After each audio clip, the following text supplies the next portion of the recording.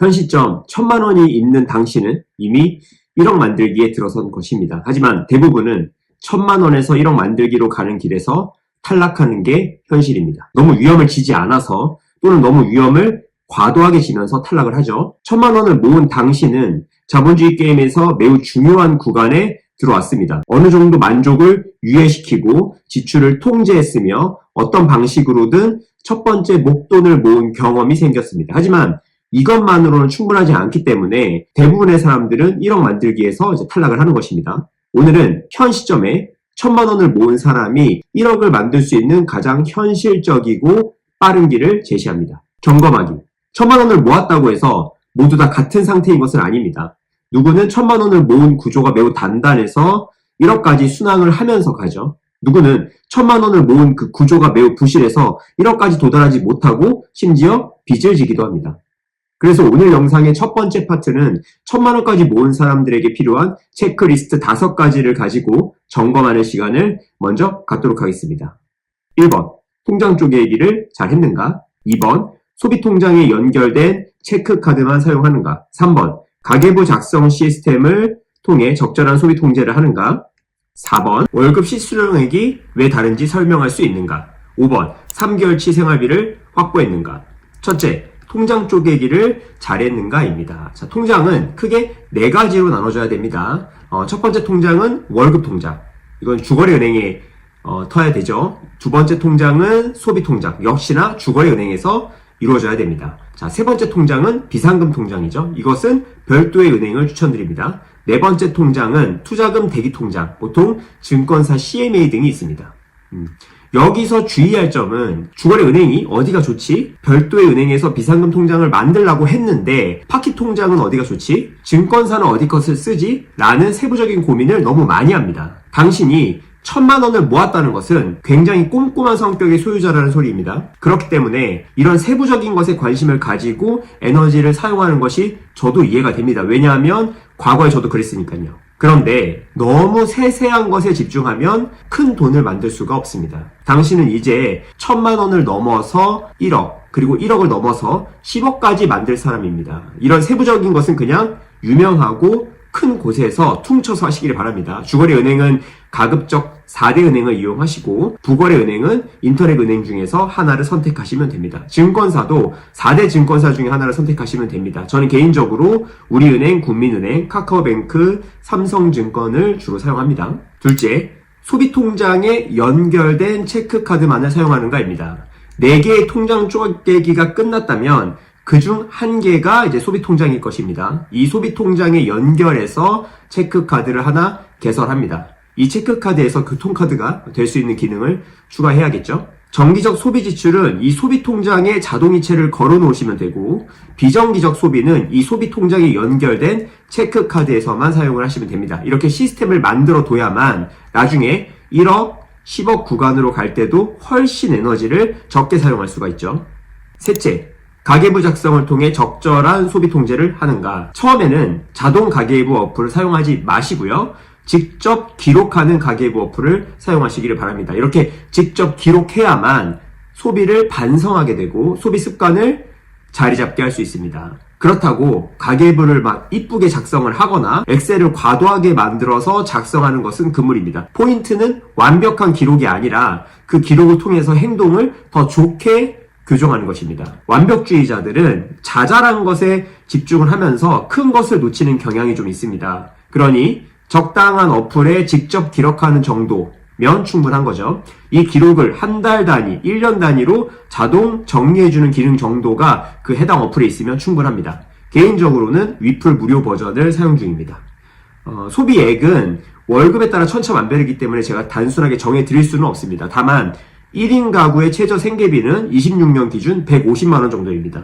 보통 이 최저 생계비 곱하기 130% 정도를 하면 적정 생계비가 나옵니다. 대략 26년 기준 195만 원 정도입니다. 자기의 월급이나 소비 수준에 따라서 최저 생계비 150만 원에서 적정 생계비 195만 원 범위 안에서 생계비를 책정하시면 됩니다.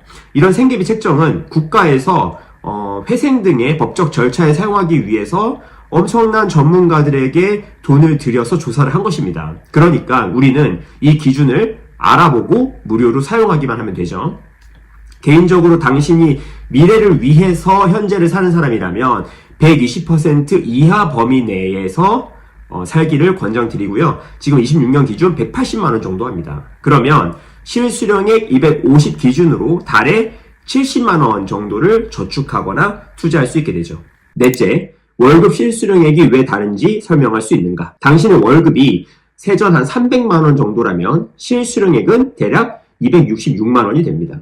이 중에서 나중에 돌려받는 돈은 국민연금이 있죠. 당신이 보통 300만원 기준으로 했을 때 13만원을 내면요. 회사에서 13만원을 냅니다. 즉 반은 근로자가 반은 고용주가 내는 것이죠. 국민연금은 원래 9% 정도 납부하게 되어 있었지만 2023년까지 매년 0.5%씩 올라서 13%까지 도달하게 됩니다. 참고로 26년은 9.5%를 납부하게 되어 있습니다. 이 중 절반은 내 월급에서 나가는 것이죠. 이렇게 납부를 하면 근속 30년 정도 가정 시 65세 이후에는 30% 정도의 돈으로 돌려받게 됩니다. 즉 회사와 내가 합심하여 매달 26만 원을 납부하면 65세 이후에 이 돈이 90만 원 조금 넘는 정도의 돈으로 돌아온다라고 생각을 하시면 됩니다. 4대 보험과 소득세는 이제 세금이기 때문에 여기서는 다루지 않겠습니다. 이 부분은 나중에 별도 영상으로 제가 정리를 해드리겠습니다. 우리가 오늘 확인해야 될 것은 퇴직금입니다. 당신은 월급을 12번 정도 받는다고 생각하시겠지만 실제로는 13번 정도를 받게 됩니다. 이 13번째 월급이 바로 퇴직금입니다. 회사에 따라서 DB로 운영되기도 하고요. DC로 운영이 됩니다. 쉽게 말해서 DB는 회사가 운영하기 때문에 당신이 따로 할 것은 없습니다. DC의 경우에는 당신이 직접 매년 받아서 운영을 하게 됩니다. 이 운영법은 뒤에 다룰 글로벌 자산 배분으로 하기를 추천드립니다. 이것은 영상 후반부에서 다시 다루도록 하겠습니다. 마지막 5번째, 3개월치 생활비를 확보했는가? 이 부분은 이미 1,000만 원 모은 분들은 사실 이미 달성한 것입니다. 실업급여는요, 대부분 최저 120일에서 최장 270일까지 평균 급여액의 60% 정도를 지급합니다. 만약에 300만 원 정도 받는 근로자라면 36, 18에서 한 180만 원 정도를 매달 지급하게 되는 것이죠. 즉 생활비 정도에 해당하는 돈을 지급하는 것입니다. 근속 기간이 1년 미만일 경우에 120일, 1년에서 3년 이하일 경우에는 150일, 3년에서 5년 미만일 경우에는 180일 정도의 평균 급여액의 60% 정도의 금액을 지급하게 되는 것입니다. 여기에 3개월치 생활비를 현금으로 가지고 있다면 사실상 최소 6개월에서 최대 1년치의 생활비를 확보한 것입니다. 참고로 생활비는 보통 30대는 3개월치, 40대는 4개월치, 50대는 5개월치 정도를 현금으로 확보해 두면 최소 6개월에서 최대 한 1년 반까지 생활할 수 있는 안전판을 확보하는 것입니다. 그래서 보통 나이에 비례하는 자체 비상금 플러스 실업급여의 조합으로 생활의 최소 안전판을 만드시기를 권장드립니다. 자, 여기까지가 점검해야 할 체크리스트 5가지였습니다. 이 5가지에서 정확히 체크할 수 있는 사람이 1,000만 원을 모았다면요. 당신은 이미 상위 10%가 될 스타트 지점에 서게 된 것입니다. 그렇다면 1,000만 원에서 1억으로 가려면 어떻게 돈을 모아야 할까요? 우리의 목표와 글로벌 자산 배분. 우리의 목표는 적정한 위험을 지고 적정한 수익을 거두는 어떠한 포트폴리오를 구성하여 꾸준히 정액으로 장기 투자하는 것입니다. 그렇다면 이 적정함을 어떻게 숫자로 만들 수가 있을까요? 일단 위험은 2가지로 나눠지게 됩니다. 순간 최대 하락률과 최장 하락 기간입니다. 자, 순간 최대 하락률이란 내 계좌에서 최악의 날 보게 되는 마이너스 정도를 말합니다. 예를 들어 순간 최대 하락률이 마이너스 50%라고 한다면 1,000만 원이 있는 계좌에서 우리는 순간 500만 원을 보게 됩니다. 실제로 요즘에 미국 S&P 500에 장기 투자하면 모든 것이 끝난다고 쉽게 이야기하는 분들이 많습니다. 그런데 미국 S&P 500의 순간 최대 하락률은 2000년대 이후에 마이너스 50%가 넘었고요. 심지어 2번 있었습니다. 그래서 꽤나 위험한 투자에 들어갑니다. 2번째 위험은 최장 하락 기간입니다. 즉 정고점을 회복하는 기간을 말합니다. 예를 들어서 최장 하락 기간이 10년이라고 하면 우리가 고점에 들어갔다 치면 이 1,000만 원을 회복하는데 10년 정도가 걸린다는 것입니다. 자, 26년이 만약에 고점이었다고 치면 2035년에 다시 1천만 원을 보게 되는 것이죠. 참고로 미국 S&P 500은 5년 이상 횡보한 기간이 2000년대에 들어서 2번 있었고요. 공교롭게도 이 2번이 붙어 있었기 때문에 사실상 10년 정도로 횡보한 그런 역사가 있습니다. S&P 500만 사는 것이 이토록 위험한 행동이라는 사실을 지금 사람들은 대부분 잘 모릅니다. 이렇게 우리는 순간 최대 하락률과 최장 하락 기간 이 두 가지를 위험이라고 정의하겠습니다. 그리고 우리가 감수할 만한 위험을 순간 최대 하락률 마이너스 20%, 최장 하락 기간 30개월 내외로 정의하겠습니다. 여러 연구에 의하면 대부분의 개인은 이 정도 이상의 위험을 참지 못하는 것으로 나옵니다. 즉, 포기해버린다는 것이죠. 이렇게 위험을 제한하면 자연스럽게 이 해당 위험에 비례하는 기대 수익률이 나오게 됩니다. 이 지점에서 위험에 따라 기대 수익률이 나온다는 사실을 반드시 기억해야 됩니다. 당신이 위와 같은 위험을 감수할 수 있다면 당신은 복리 7에서 10% 정도를 기대할 수가 있습니다. 이 정도 복리는 원금을 10에서 7년마다 2배로 굴려주며 30년이면 최소 8배에서 최대 16배 정도로 원금이 불어나게 됩니다. 그렇다면 이 정도 위험을 감수하고 이 정도 수익률을 기대하는 포트폴리오는 어떻게 구성이 될까요? 자, 미국 대표지수 S&P 500의 25%, 신흥국의 대표 국가인 중국, 일본, 한국, 인도 등의 총 25%, 미국 10년물 국채의 15%, 한국 10년물 국채의 15%, 그리고 금현물 ETF의 20% 정도를 구성하면 대략 연봉이 8%, 순간 최대 하락률 마이너스 20% 이하, 최장 하락 기간 30개월 내외 정도를 기대할 수가 있습니다.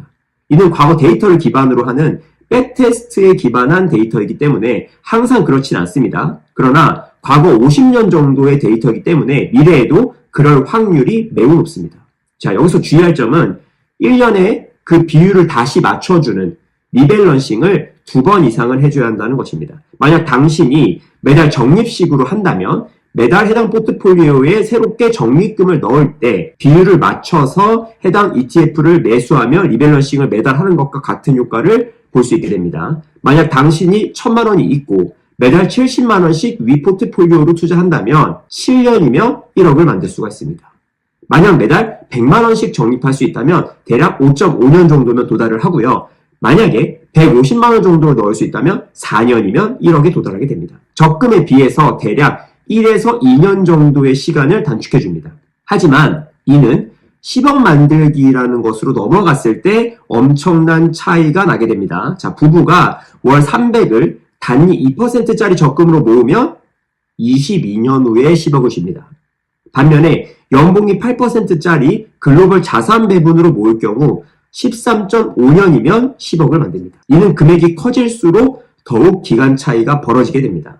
그래서 당장 1억 만들기만 생각하지 마시고 10억, 나아가서 상위 1% 구간인 30억을 생각한다면 처음에 이 투자 방법을 잘 잡아둬야 합니다. 그래서 저는 글로벌 자산 배분 투자를 적극 권장하는 바입니다. 자, 오늘 영상을 정리해 보겠습니다. 당신이 이미 1000만 원을 모았다면 5가지를 체크해 보세요. 첫 번째, 통장 쪼개를 끼기를 잘했는가? 두 번째, 소비 통장에 연결된 체크 카드만을 사용하는가? 세 번째, 가계부 작성을 통해서 적절한 소비 통제를 하는가? 네 번째, 실수령액이 왜 다른지 설명할 수 있는가? 다섯 번째, 3개월치 생활비를 확보하는가?